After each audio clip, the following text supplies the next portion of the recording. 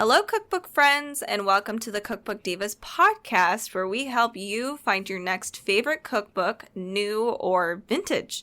My name is Katie, and with me is my co-host, Carrie, and we are totally obsessed with cookbooks.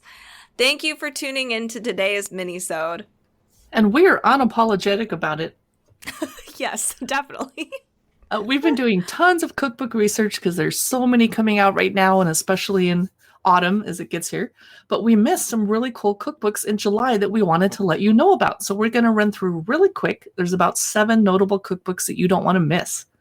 Now, before we begin, we want to invite you, or should I say beg you, to leave us a rating on your favorite listening app, such as Apple Podcasts. We'd love to know how we're doing and what parts you're enjoying and what parts you aren't. So, Katie, how about you start us off? We had to go for, balls to the wall on the first one. So it's the official Harry Potter baking book.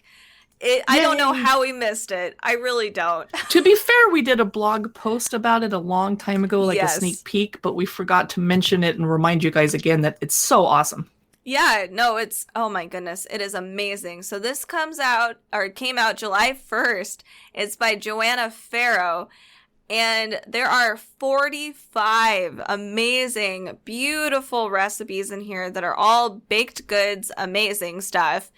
So as I'm looking through the table of contents, they've divided, firstly, they decided to talk about kitchen safety, and I greatly appreciate it because we know that I'm sure a lot of kids are going to be joining with parents, all Harry Potter fans, and making these amazing baked goods. So I'm glad that they did that. The first section is savory bakes, and that includes lightning bolt breads. That's cute. Wand breadsticks.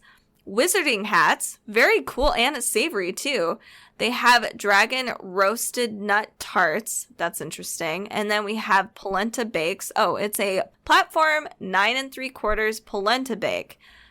Those all sound very interesting. And then we've got sweet bakes as a whole other section. And that includes Luna's Spectrospecs cookies. They also have a Gryffindor sword cookie, Forbidden Forest cake, ooh, yummy, Wizard's chess squares, and we also have knitted jumper cookies. That's really cute. Most of these have really amazing photos. If not a photo, they do have illustrations too. So one of the examples, if you look on Amazon for the pictures, the wand breadsticks, what they've done is you can make your own cool breadstick. It could be kind of whatever shape you want it to be, but they give you examples of what Dumbledore's wand would look like versus Harry's versus Ron's. It's really cute. And you can kind of twist your breadstick to be whatever shape you want. They give you different dip ideas, pesto, vegan cheese dip for that kind of thing. The photography, though, is excellent and very fun, very magical. This is perfect for Harry Potter fans. It's so cool. And one more notable thing before we move on, they have wizarding skill levels for each recipe, which is very, very helpful, and it's right up front in the table of contents. So if you just want something very, very easy to make, you can actually just flip through to the page number of a really easy bake and go ahead and start. It's really cool. Or if you want something really complex, you can go straight for that too. I think that's super smart, very helpful, super fun. So that's the official Harry Potter baking book by Joanna Farrow. You know, Katie, you and I were in a Barnes & Noble just a few days ago, and I have to point out we only left the store with maybe 2 cookbooks. But wouldn't you think Barnes & Noble would have the official Harry Potter baking book all over a bunch of end caps and displays? I didn't see it at all. I would have bought one. What? Yeah, I didn't see it either. And it's really in depth. It's in general, if it's just a general cookbook, it's a great cookbook. So yeah, it's just interesting. I guess I'm just going to have to order one, and we'll do a cookbook look-through review of it on YouTube and Instagram. Yeah. So my next cookbook, and I'm laughing because it's listed in the category potato cooking, but that's not what it's about. Yeah, I noticed that too. It is LaBelle Cuisine, Recipes to Sing About by Patti LaBelle. Yeah. Now, if you don't know who she is, it's because We're older than you. Go look it up. She's a fabulous, fabulous singer, living legend, definitely, the godmother of soul. And she has written other cookbooks. So this is her cookbook that came out July 6th. Don't know why it's in the potato category. I cannot get a sneak peek of this. So let's see what the publisher says. Cooking for her is not simply about food, it's about love. She was raised in a family of fantastic Southern cooks and kept the lessons she learned in her beloved parents' and aunts' kitchens close to her heart. And now she's ready to share these delicious family heirlooms, such as Say My Name Smothered Chicken, Wicked Peach Cobbler, Fierce Fried Corn, and more. I am up for that. Her other cookbooks she's written in the past include Desserts LaBelle, Soulful Sweets to Sing About, and Patty LaBelle's Light Cuisine, over 100 dishes with to-die-for tastes made with to-die-for recipes. Ooh. Good for her. Yeah. What's next on your list? Dinnertime fast and fresh family meals for every night of the week. This is by Nora Pritchard. It came out July 6th. And dinner time at my house when I was growing up, that was our family time. So I really I love these kinds of cookbooks because it's all about being a family and being together and whatnot. So they have themes and recipes. So a perfect example is Tuesday Tex-Mex, which I think a lot of people do. I know I've carried that through my life, childhood into adulthood. Oh, yeah. Wednesday pastas, we have Sunday suppers, and I think a lot of people practice that too. So let me see if I can come up with the table of contents. I love that she displays her whole family here, and they're just having fun and, cooking together. So the first chapter is Sunday suppers. So she lists everything, now that I'm looking at it, in more detail. Every chapter is based on a day of the week. So first we start with Sunday, and then second is Monday, etc., etc. So the only difference is that we have, for chapter 5 on Thursdays, she likes to do breakfast for dinner Thursdays. That's cute.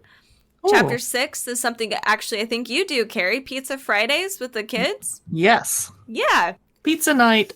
Saturdays are date nights or takeout. Perfect. Yes. Wonderful. So let's see if I can find it. So she does go through she has a great chapter on meal planning, on, how you would want to approach that. I got a lot of my tips from my mom, but she, a lot of people need help. I totally get that. So she has actually created a whole, almost like an Excel sheet where she has a list of breakfast, lunch, snacks, dinner, dessert for one column. And then the next one is Monday through Sunday.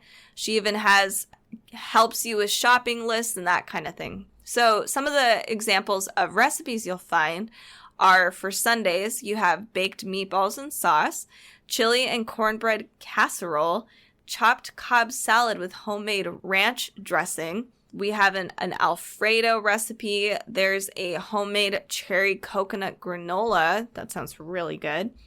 Asian lettuce wraps recipe. And then, of course, you can't not have a baked mac and cheese recipe, but it's a la James, which is her husband. So that's really fun and cute. So that's Dinnertime, Fast and Fresh Family Meals for Every Night of the Week by Nora Pritchard. I wonder why everybody is so obsessed with making their own ranch dressing lately. I knew that was going to be something you mentioned. Don't have the time. I'm sorry. No, you're fine. My next cookbook I wanted to share with you guys is Taste of Home Celebrations, 500 plus recipes and tips to put your holidays and parties over the top. It comes out July 27. It's by Taste of Home magazine. Cool. I am so excited to once again safely host parties in my home for my vaccinated friends this year. Last year I was hosting online virtual parties only because of the pandemic. Yep. And I'm so excited to throw parties that I might go crazy and do some over-the-top ones, whereas people really actually appreciate the understated ones more, but I don't care. I want to throw over-the-top parties. So you can tell that Taste of Home has their finger on the pulse of society because there's a unicorn cake front and center. Yay! I don't know what this current unicorn trend is. They separated the book into spring gatherings, summer bashes, autumn gatherings, and holiday celebrations. So they have some parties for Galentine's Day, which I prefer to Valentine's Day, even though I'm not single. Mardi Gras, Friday fish fry, St. Patrick's Day, of course, March Madness, Easter egg decorating party, Easter dinner, etc., etc. For summer, they have a gender reveal party, which I think are silly. Juneteenth, Father's Day barbecue, 4th of July Sunday fun day, a beach party, a unicorn birthday party. In autumn, there's a bonfire party, which I like to throw very often when it's not raining here in Seattle. Yeah. So I get to do it once a month. A back to school celebration, Halloween sips and suspense, a Day of the Dead party, Friendsgiving dinner, which I throw every year, a Star Wars birthday party, and then the holiday celebrations. I am so over ugly sweater parties. So I actually disagree. I like them, but only because I like buying really geeky and corny sweatshirts. It's That's like an fine. excuse to buy one of those things. We've just been to so many of them. Yeah, that is true. I totally agree with that. I'm also over white elephant parties just because I've been to 75 of them, but it does make sense to have a party after Christmas when you give away, like, my relatives give me really nice presents, but like something like perfume I just don't care for, but it was expensive. So if I bring it to a white elephant party, somebody there will like the smell and be like, yay!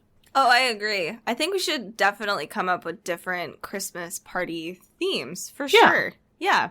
So here's a gingerbread decorating party. I like those active parties where you're not just sitting around and eating, you're actually doing something. A cookie exchange, a Christmas morning breakfast, a regal Christmas dinner, and a New Year's Eve party.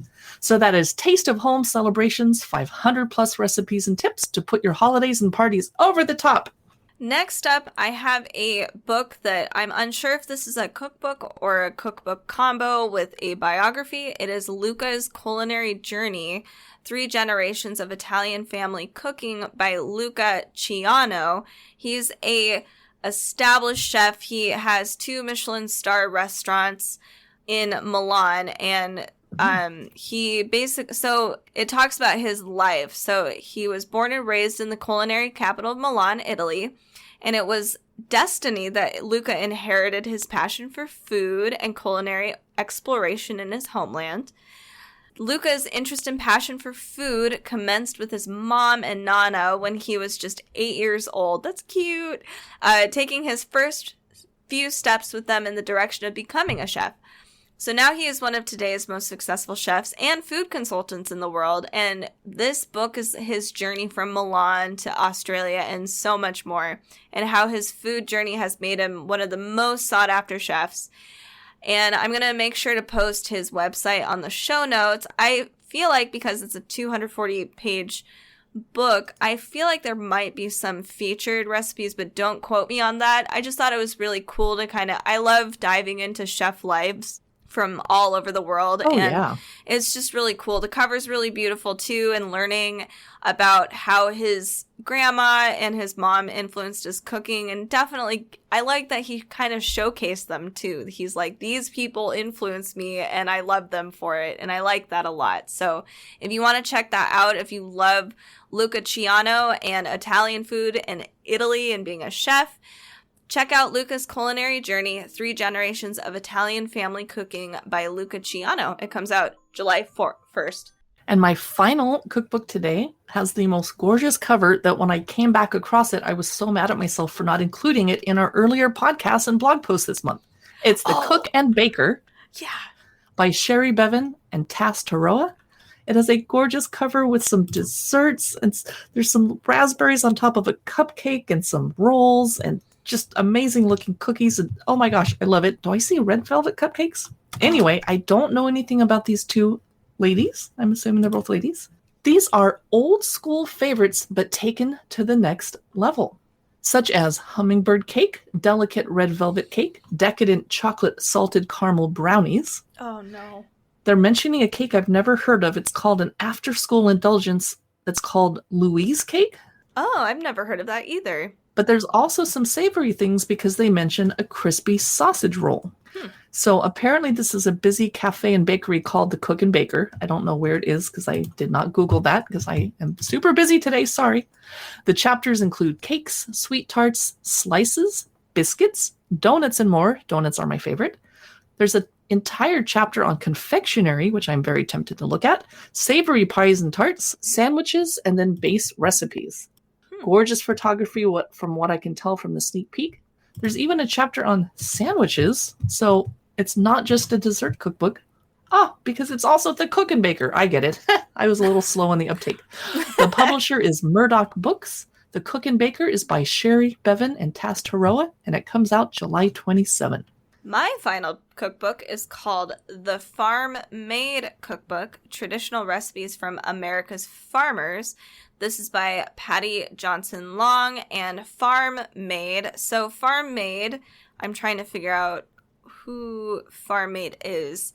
It looks like a group of farmers. I think is it a magazine? Really, it might be a magazine. It's not really specifying what FarmMade is, but Patty Johnson Long definitely was a huge contributor. So I'm not huge into farm cooking. That's not something that I've really been geared towards, but I really like this cookbook for some reason.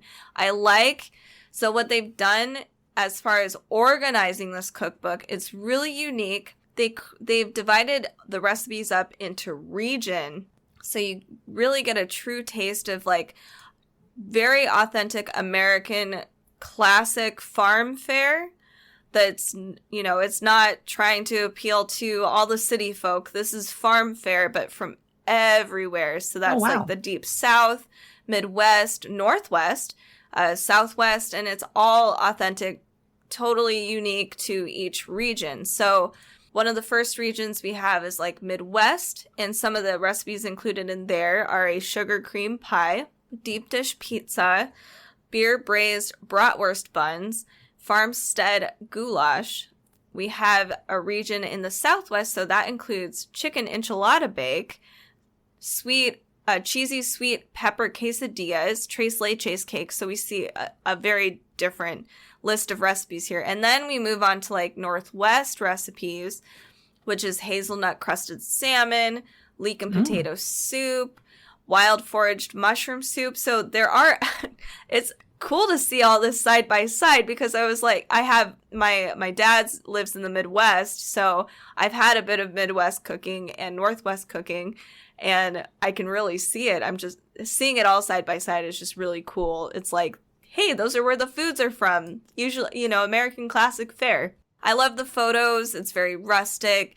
It definitely reminds me of home and a farm lifestyle. My grandfather was a farmer, so there's a look to it for sure. So the photos are still bright, vibrant, very beautiful.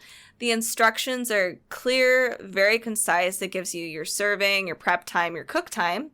Oh, great. Yeah, and it's just a really great cookbook. I really enjoy it. It's fun, and if a recipe is a little difficult, they have little mini photos to display step-by-step processes. So, for instance, the blueberry jam that they've provided for us, they have little photos on how to actually precisely do this and what that looks like. So it's really cool. It's really fun. If you love American cuisine and you kind of want to see what it tastes like authentically throughout the whole nation, this is a cool cookbook. It's the FarmMade Cookbook, Traditional Recipes from America's Farmers by Patty Johnson Long and FarmMade. And that ends this Minisode of Cookbook Divas. You can find our big episodes on Fridays. We'll occasionally post some minisodes on Tuesdays. We have a ton of cookbook news and info coming up. You can find it on our blog at cookbookdivas.com. We're doing video cookbook look-throughs and previews on YouTube and on Instagram, and we post them to Facebook. You can also occasionally find our content on Pinterest, and we need to do a little better about that. Don't forget to subscribe, leave us a review, and if you like our Facebook and Instagram posts, please click like and comment so that the algorithm will show you more of our posts. Have a great week.